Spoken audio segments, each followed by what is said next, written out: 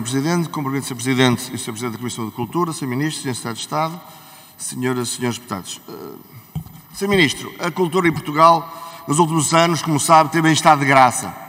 O Sr. Ministro não vai ter esse direito porque, de facto, é preciso fazer algo mais. Como sabe, a cultura é uma paixão platónica que o PS tem, uma coisa contemplativa. Enchem a boca com proclamações, até lhe chama Ministério e até teve dinheiro, mas nem assim houve obra ou resultados visíveis. As expectativas são baixas, o legado é indigente, estão criadas as condições para o Sr. Ministro brilhar e nem tem que fazer muito. Mas a cultura aspira a mais, Sr. Ministro. Como sabe, quem nos ouve, o setor cultural foi o primeiro a entrar em crise com a pandemia e foi o último a sair. Pelo caminho, o PS sorriu, prometeu, enquanto os agentes culturais definhavam, embrulhados em concursos falhados, regras estúpidas e burocracia que matava a resposta urgente que se impunha. O Governo falhou nas medidas, falhou nos prazos e falhou no enquadramento dos destinatários. Pelo meio, umas propostas patuscas, como aquela da raspadinha cultural, com o Governo a promover o jogo como a lotaria de património. E o ninguém fica para trás. Foi uma falácia repetida, mas sem resultados do setor. Não se esqueça, Sr. Ministro, que o setor nem sequer recuperou para os níveis de 2019. A isto junta-se o setor do cinema e audiovisual e o Sr. Ministro perdeu, se é que perdeu, um secretário de Estado relativamente à sua antecessora. E das duas uma, ou é porque já não é preciso, o que é extraordinário e espero que nos explique, ou a experiência foi tão má, o que eu entendo, que decidiram não repetir a experiência. Mas gostávamos de perceber o porquê desta aposta, ou falta de aposta, ou aposta falhada. No fim de contas, vamos para o 7º orçamento do PS, sem cumprir as regras da despesa discricionária e, entretanto, mete-se aqui, juntando as contas da RTP, dá uns números, apesar de tudo, maquilhadamente mais bonitos. Vamos a exemplos gritantes, Sr. Ministro. Programa Garantir Cultura. Como sabe, várias entidades artísticas, singulares e coletivas, vieram a público queixar-se de atrasos no pagamento, que deveria ter ocorrido há meses, a segunda 3. Como é que está este programa? Eram 53 milhões de euros de apoio à programação artística e à criação artística. Quantos projetos culturais foram aprovados? Quantos transitaram? Que montantes foram pagos? Ainda há verbas?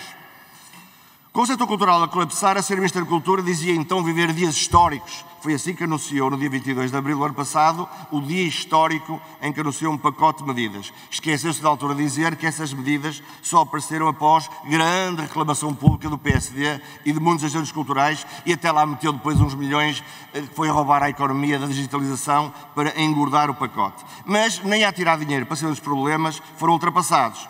E neste orçamento aparecem medidas que já estavam nos outros. Sr. Ministro, estas são as primeiras perguntas. Muito obrigado. Muito obrigado, Sr. Deputado Paulo Rios de Oliveira. A palavra ao Sr. Ministro da Cultura. Sr. Ministro, faça favor.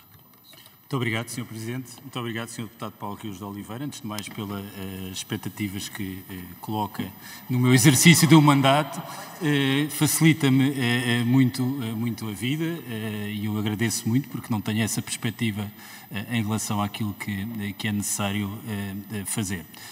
Na verdade, coloca-me duas perguntas concretas. Uma primeira sobre a orgânica do Governo e quanto a isso a resposta é relativamente fácil. Como sabe, este Governo tem um número muito inferior de secretários de Estado do que tinha anteriormente e aquilo que eram as competências do anterior secretário de Estado ficaram com o próprio Ministro e do ponto de vista daquilo que é o compromisso e o investimento político nas matérias que tinha o secretário de Estado que me antecedeu, acho que isso dá bem conta daquilo que é o interesse que eu, em particular, e o Governo colocamos nos temas do audiovisual e também da comunicação social. Quanto à outra pergunta concreta, relativamente ao Garantir Cultura, eu julgo que todos reconhecemos as especificidades e as dificuldades que o setor da cultura, em toda a parte, teve no contexto da pandemia, e também o processo de recuperação que já se está naturalmente a sentir.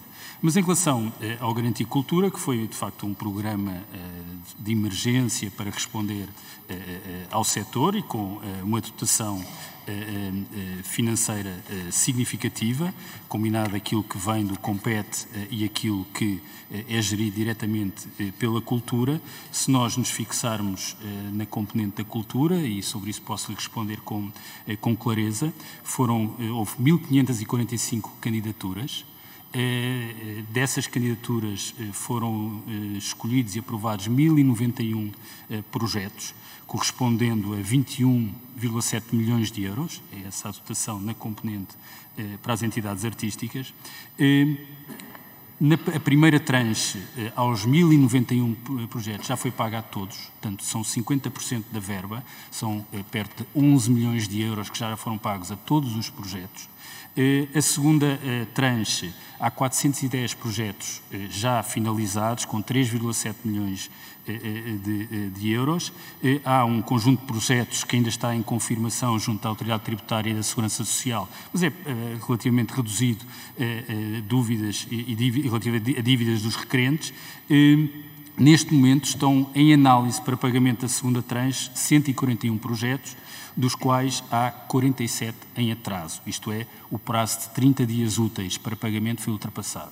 Ou seja, de 1.091 projetos aprovados, há 47 neste momento em atraso, que foi ultrapassado o prazo. Ou seja, estamos cerca de 4% da totalidade de projetos que têm atraso. Eu acho que todos reconhecemos, e eu acho que isso, aliás, é uma reflexão que merece ser feita.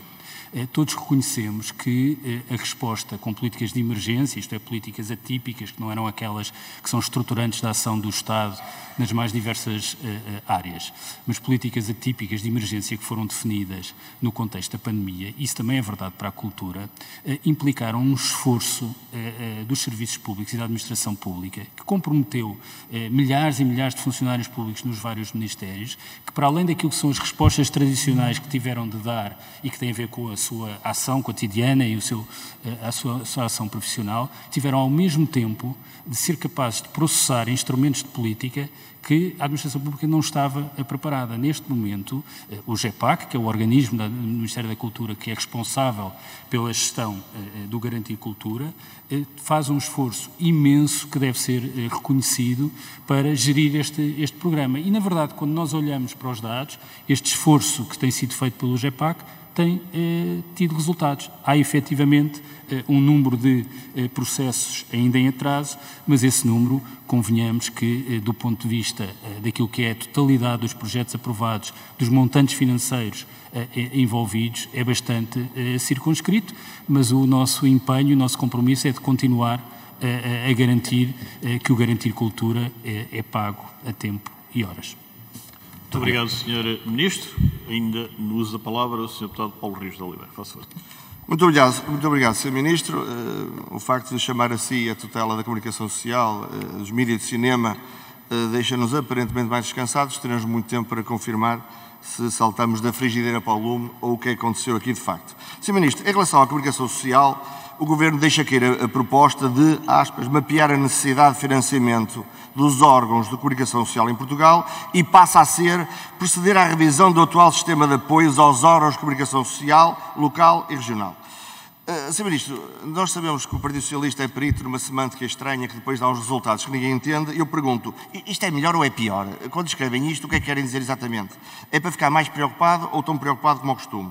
Por último, que medidas efetivas é que prevê de apoio real à comunicação social, em especial à imprensa local e regional?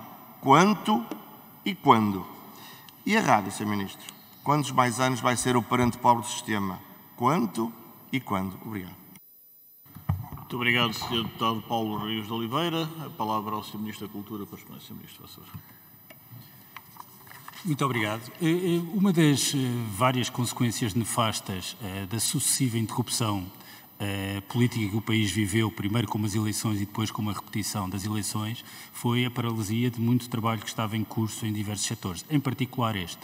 E, portanto, em relação aos apoios à comunicação social local e regional, o meu compromisso é de retomar o trabalho que estava a ser feito e, a seu tempo, teremos respostas. Mas também, em relação a esse tema em geral da comunicação social, e julgo que está a excluir a RTP desta equação, está a falar de outro tipo de instrumentos, eu tenho para mim que o Estado deve ter uma posição bastante tímida e recuada naquilo que é a relação com o setor. Deve ter instrumentos de apoio, mas não contem comigo para grande ativismo do ponto de vista do setor. Acho que isso não é benéfico para nenhuma das partes.